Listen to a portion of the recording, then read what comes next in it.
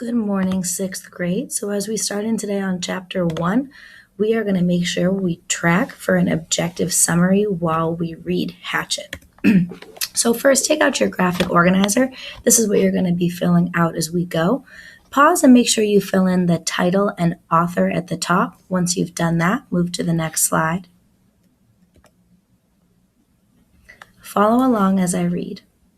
Brian Robeson stared out the window of the small plane at the endless green northern wilderness below.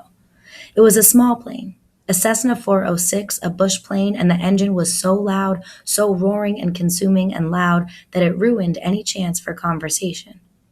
Not that he had much to say. He was 13 and the only passenger on the plane with a pilot named, what was it? Jim or Jake or something, who was in his mid-40s and who had been silent as he worked to prepare for takeoff.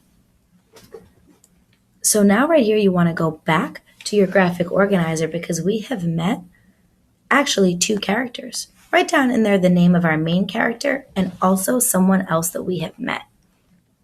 Once you've done that, continue the video.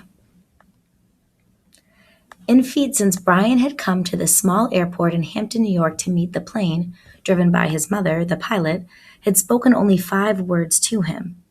Get in the co-pilot seat, which Brian had done. They had taken off, and that was the last of the conversation.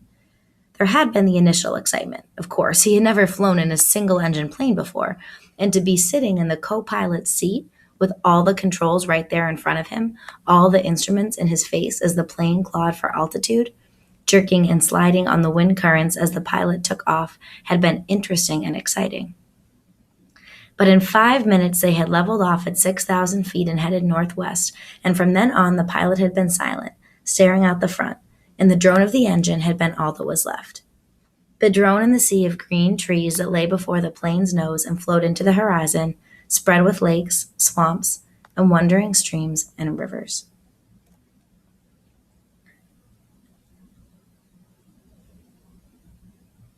So now that you've answered that question, again, I want you to go back to your graphic organizer and fill in details about the setting. Describe the setting that you just read and then continue.